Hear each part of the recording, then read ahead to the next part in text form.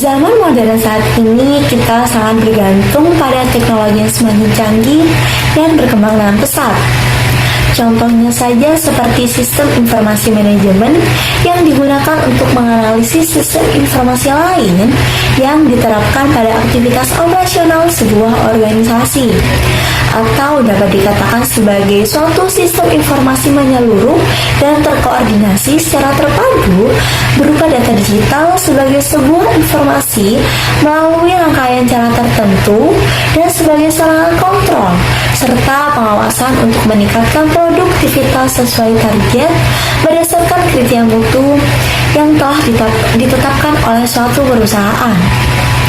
Banyak perusahaan Indonesia sekarang ini yang menggunakan sistem informasi sebagai bagian baru dari pola interaksinya dengan pelanggan, pemasok, dan karyawan. Salah satunya adalah PT Pos Indonesia yang merupakan perusahaan jasa pengiriman ternama di Indonesia. Dengan pesatnya teknologi yang berkembang, PT Pos Indonesia turut memanfaatkan perkembangan tersebut dengan menciptakan layanan yang berbasis IT. PT Pos Indonesia menggunakan layanan berbasis IT dengan menawarkan konsep pelayanan integrated mail, logistik, dan financial service pada masyarakat. Pada awalnya, PT Pos Indonesia menerapkan pengerjaan dalam berbagai bagian secara manual. Seiring berjalannya waktu, akhirnya PT Pos Indonesia menerapkan sistem informasi secara komputerisasi agar dalam pengerjaannya setiap bagian menjadi lebih efektif dan efisien.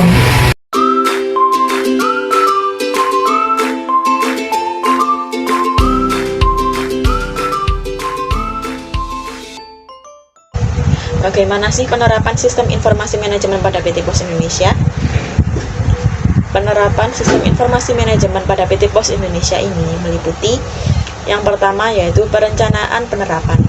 Perencanaan penerapan ini melibatkan manajer dan spesialis informasi yang harus memahami dengan baik pekerjaan yang mereka perlukan untuk menerapkan sebuah sistem yang dirancang. Yang kedua yaitu mengumumkan penerapan pada pegawai. Proyek penerapan ini akan diumumkan kepada para pegawai setelah melakukan perencanaan penerapan yang bertujuan untuk menginformasikan kepada para pegawai mengenai keputusan yang sudah ditetapkan oleh manajer sistem informasi manajemen dan meminta kepada para pegawai untuk saling bekerja sama. Yang nomor 3 yaitu mendapatkan sumber daya perangkat keras.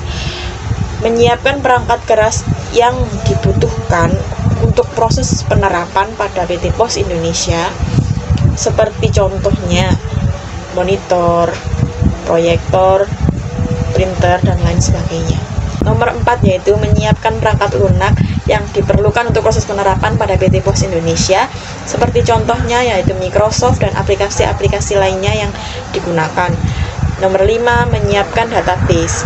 Pengelola database bertanggung jawab penuh atas semua kegiatan yang berhubungan dengan data. Hal ini mencakup persiapan database. Nomor 6 yaitu menyiapkan fasilitas fisik.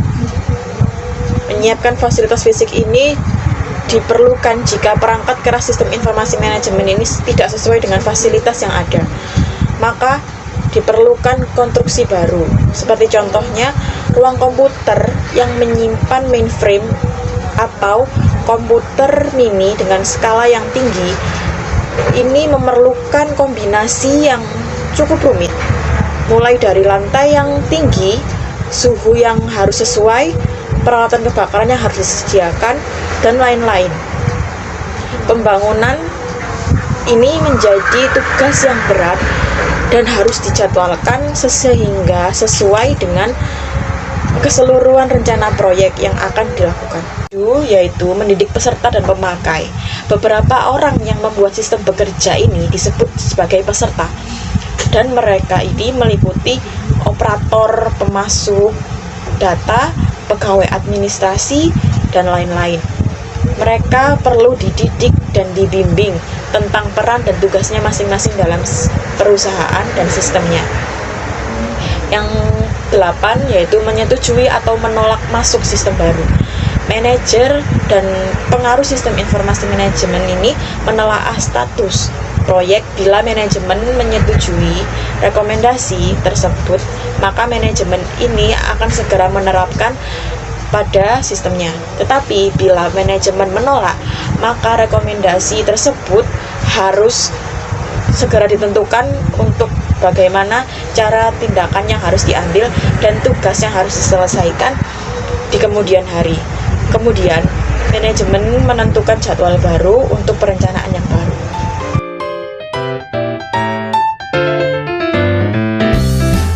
Sistem informasi manajemen yang digunakan pada PT Pos Indonesia adalah yang pertama, ada perangkat keras atau yang biasa disebut dengan hardware.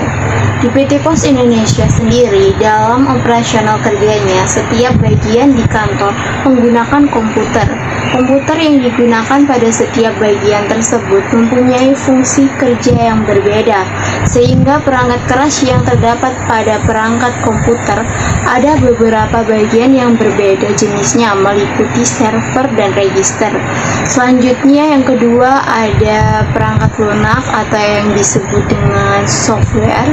Aplikasi perangkat lunak yang dipergunakan pada komputer di PT Pos Indonesia antara lain seperti server dan workstation yang meliputi data entry, informasi, dan administrasi.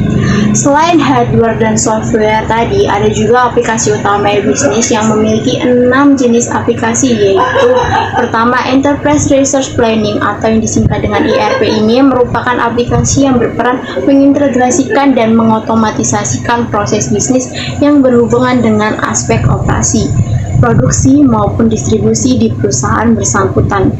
Yang kedua ada Customer Relationship Management atau disingkat dengan CRM, adalah aplikasi berbasis web yang dimana membantu perusahaan untuk mengelola hubungannya dengan para pelanggan. Yang ketiga ada Supply Chain Management atau disingkat dengan SCM, aplikasi berbasis web yang mampu membantu sebuah perusahaan untuk mengelola hubungannya dengan para pemasok.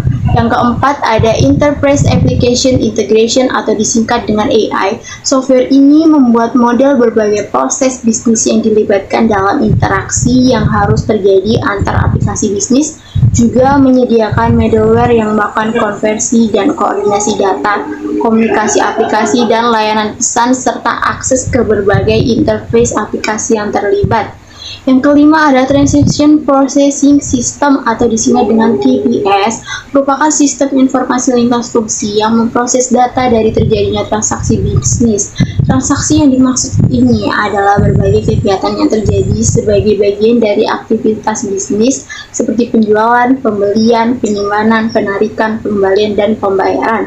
Yang terakhir ada Enterprise Collaboration System atau disingkat dengan ICS, merupakan sistem informasi lintas fungsi yang mengikatkan komunikasi, koordinasi, dan kerjasama antar anggota tim bisnis dan kelompok kerja.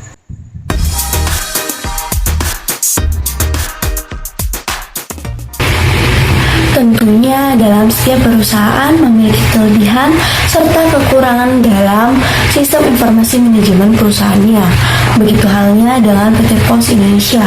Kelebihan PT Pos Indonesia dalam sistem informasi manajemen perusahaannya sendiri yaitu yang pertama adalah sebagai media pengambilan keputusan, yang kedua sebagai media penyedia data, yang ketiga sebagai media komunikasi, dan yang keempat sebagai media penyimpanan terbesar, dan yang kelima tentunya adalah hemat. Untuk kekurangan dari PT Pos Indonesia sendiri dalam sistem informasi manajemennya adalah yang pertama, bertambahnya angka pengangguran, yang kedua adalah keamanan yang mengharuskan untuk canggih.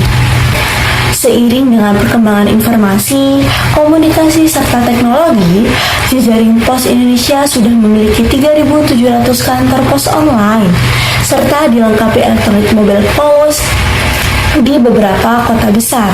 Perusahaan juga mampu memberikan tunjangan kinerja triwulan, kenaikan tunjangan konjungtur, serta jasa produksi akhir tahun.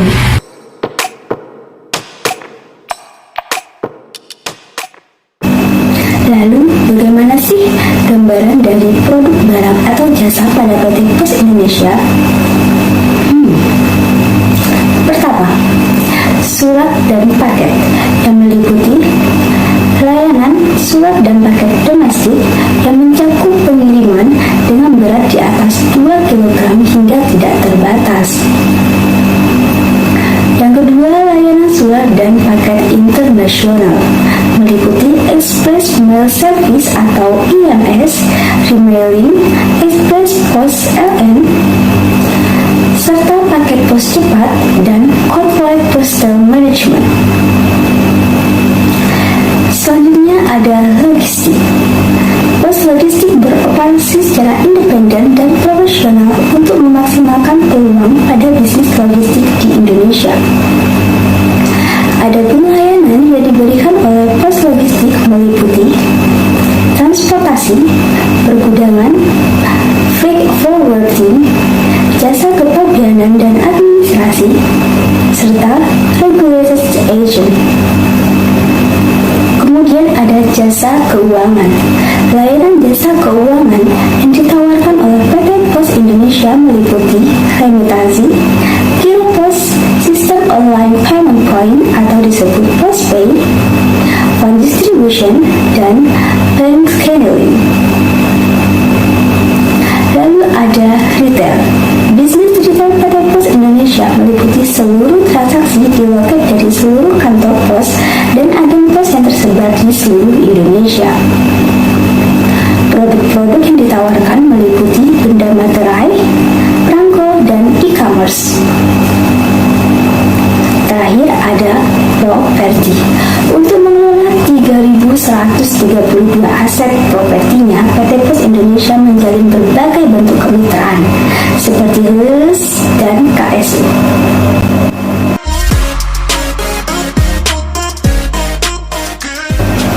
Selanjutnya adalah gambaran dari integrasi sistem informasi dalam proses produksi, proses pemasaran, dan proses rekrutmen karyawan pada PT Pos Indonesia. Kira-kira seperti apa ya? Proses produksi. Dalam sebuah perusahaan ada banyak sekali hal penting yang harus dilakukan. Salah satunya adalah kegiatan produksi. Untuk proses kegiatan produksi sendiri di era seperti ini sudah tidak terlepas dari teknologi. Proses pemasaran. Terdapat 3 jenis informasi pemasaran, yakni pemasaran atau marketing intelligence, informasi pemasaran intern atau internal marketing information, komunikasi pemasaran atau marketing communication. Proses rekrutmen karyawan. 1. Rekrutmen dilakukan dengan mengirim lamaran pada PT Pos Indonesia. Lamaran bisa dikirim melalui pos ekspres atau pos khusus. 2. Pengelolaan penerimaan berkas lamaran. 3. Panggilan seleksi bagi calon karyawan yang memenuhi syarat. 4. Seleksi melalui 2 tahapan, yaitu public speaking dan wawancara. 5.